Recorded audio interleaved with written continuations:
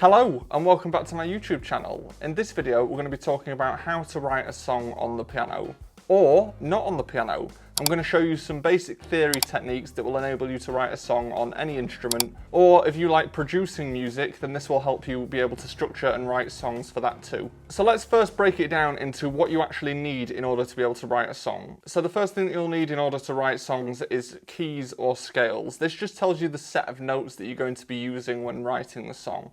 The second thing that you'll need is chords, because this will be the underlying structure of any song. And then on top of that you'll have the melody, and then finally you'll have to structure the song so that you have the complete thing together. So firstly let's deal with scales and keys. So essentially a key is just a set of notes. On the piano what a key or a scale does is cuts out a lot of the notes that you don't need, so that you're only dealing with a select amount of notes. And I'll give you an example of this. The key of C major on the piano only uses all of the white notes, and it starts on a C on the piano like this, and then you'll play all of the notes until you get to the next C, and this is called a C major scale. And the reason it's called a C major scale is because it starts on a C, it ends on a C, and all of these notes happen to be in the set of notes that are in C major. Now there are lots of different examples of key signatures that you can get. There are actually 12 different combinations of notes that you can get. So another example would be G major, for example, and this would have an F sharp in it instead of an F, which means that you're cutting out an F, but you're also cutting out all of the other black notes. So G major scale would be G, A, B, C, D, E, F sharp, and then you're back to G. And this is just another set of notes that you can use instead of C major. If you don't understand anything about key signatures or scales, I do have another video, a full video on scales. So you're welcome to go and watch that video after this one if you want to understand more fully the concept of scales and keys. But for this video, we're just going to use the example of C major because this is the easiest one to think about in terms of the piano. But you can use whatever you want and you can do this however you like. So now that we know we're only going to be using the white keys on the piano because we're going to be using C major, we can start looking at different chords that we can use. Now a standard triad major or minor chord have a particular pattern on the piano, so this is a good visual representation of that. But as I've said before, you can apply this to whatever instrument you want or just use the theory. So in C major, chord number 1 will be C major chord, and that's because the chord starts on C major. Well, it starts on a C, sorry. So you start on a C, and what you would normally do to make a chord is miss the next note, and then play the next one, and then miss the next note, and then play the next one. And this is a C chord. This one happens to be a major chord, but in a scale you'll get lots of different types, so we'll go over those. But this is a C major chord. Now in the key of C major, chord number 2 is this chord, which is D, F and A. And this is actually a D minor chord.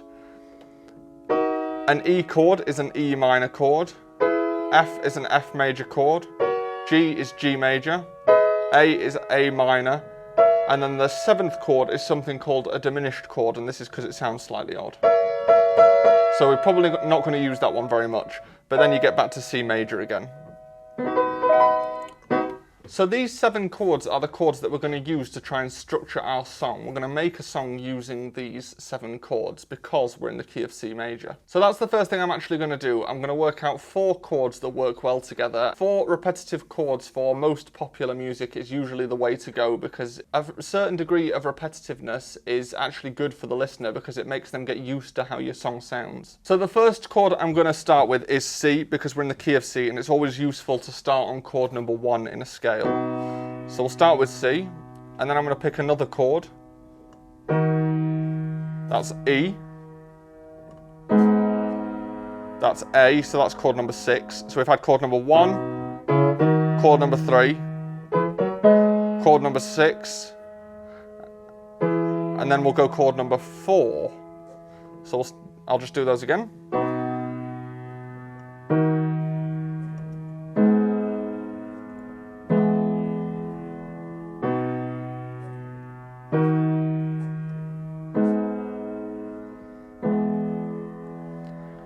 And that's a pretty simple song structure so far. We've got 4 chords, we don't really know what we're doing with them, we just have 4 chords that work in a key. So the next thing that we need to do is come up with a completely separate set of chords, and this is because in a normal song structure you will have a verse, but you will also have a chorus, and it's useful to come up with a different set of chords for that chorus.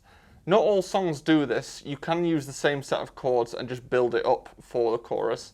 But I think it's good to try and at least use a separate set of chords, and you can take them out later if you want. So let's come up with another one. If we start with C again, and this time I will go to chord 4, and then chord 2, and then chord 5. Let's do that. So the first set of chords was 1, 3, 6, 4, and the second set was 1, 4, 2, 5. Okay, now we have 2 sets of chords, and they're very simple in structure. What we can do is we can start rearranging the notes on the piano, or if you are doing this for production or something like that, you can put the notes in different instruments or play around with them, come up with different rhythms, things like that.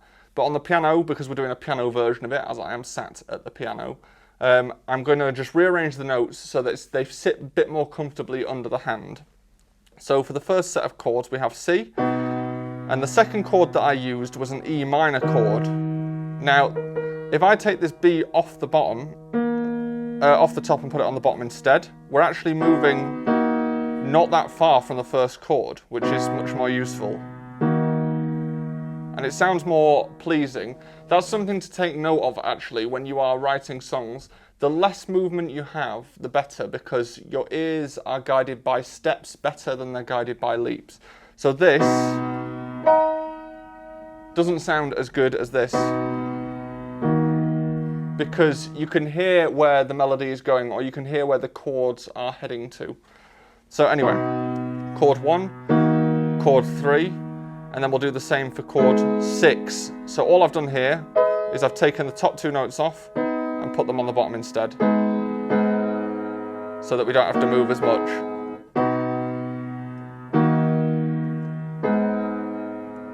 And then we'll do the same there, so I've taken the top note off and put it on the bottom instead. So that's the first 4 chords done.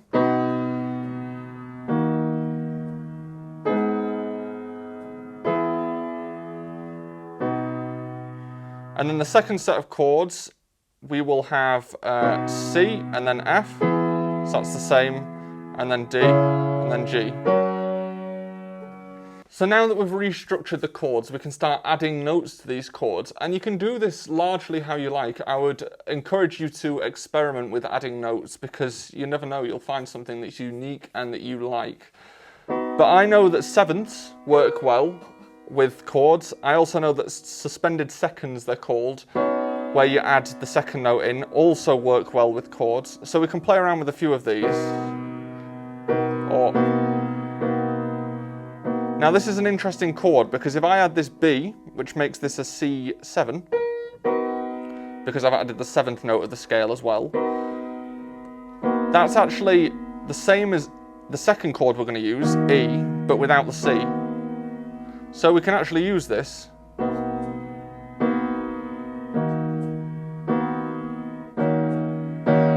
and for the E, I also might add the 7th to that chord as well, which is a D, because then I'm only moving 1 note between the 2 chords.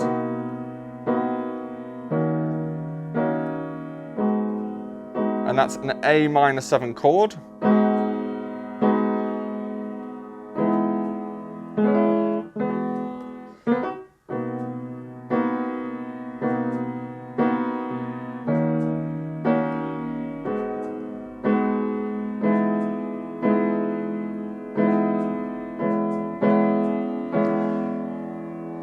So this is interesting actually, because what I've done here is I've found a note that I liked with this chord, which was the F chord that I originally had.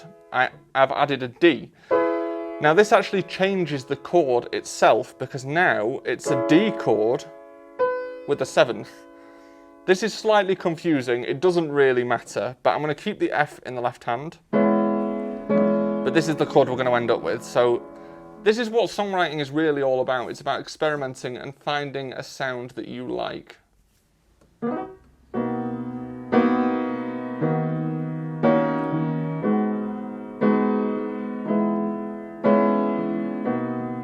So that's the first set of chords done. Now we can work on the second set of chords. And because I want to use these as a chorus, I want to try and build it up slightly. And I can do this by adding something called octaves in the left hand, which means that I'm going to play the same note twice, but in two different places on the piano. So for the C chord, I will have two Cs. And then for the F, I will have two Fs, and for the D, two Ds, and then for the G, I will have two Gs. Now what I've actually decided to do is to change the chords because I didn't think they were really working. So what I've come up with instead is a C chord, and then an A chord, and then an F chord, twice. And I think that sounds much better as a chorus because it sounds a bit more spaced out and relaxed. And we can do a lot more with this.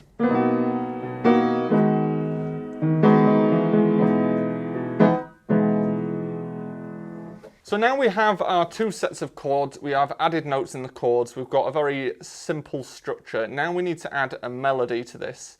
And we have a verse melody to add and a chorus melody to add. So with the verse melody, what we want to do is come up with something that's quite low down, pared down, something quite simple, because this is the start of the song. And it's also something that we're going to return to after the chorus.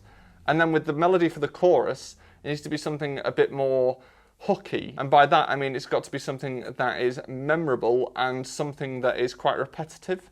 So we'll start with the verse. The chords that we had for the verse were...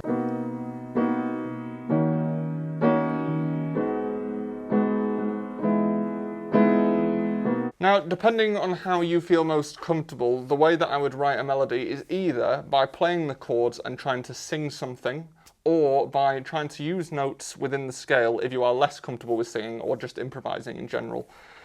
Try and use notes that are in the scale and see which notes work well with the chords. So, for example, if we play the first chord, that to me already sounds all right.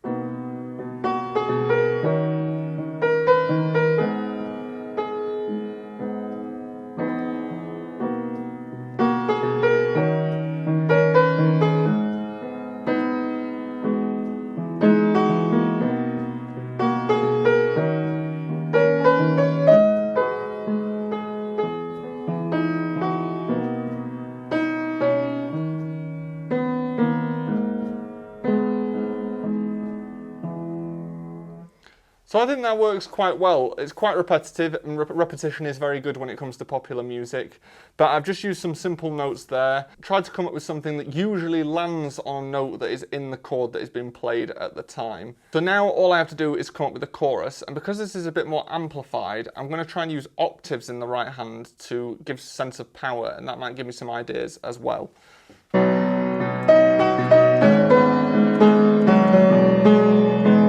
Okay, so I've come up with something that repeats quite a lot here, and what I'm going to do on the fourth time, because usually you play the sets of chords 4 times for a chorus, on the fourth time I'm going to change the third chord to a G instead of an F, just because that sounds a bit more finished. And I've come up with something like this.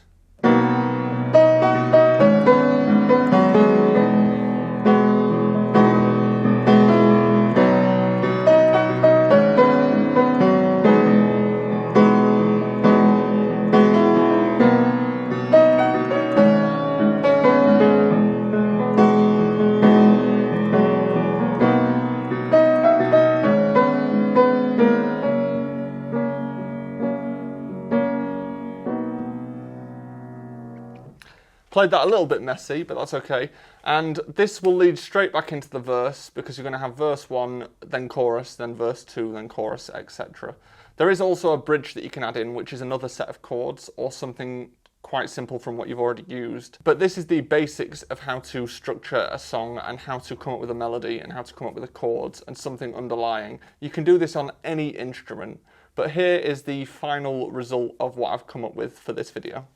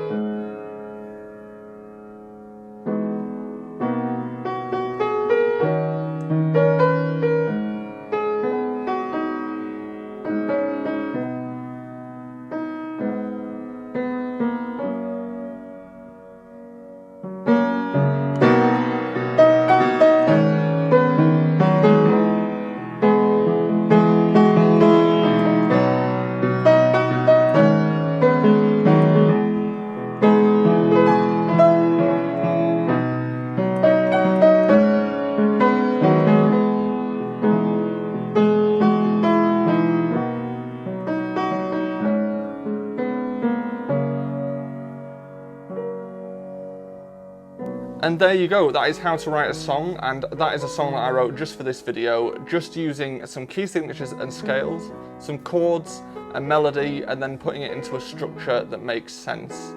If you have any experience with songwriting, then be sure to let me know in the comments, because I'm interested to know about your experience. And before you go on to this video, be sure to hit me with a big like and subscribe, and I will see you next time.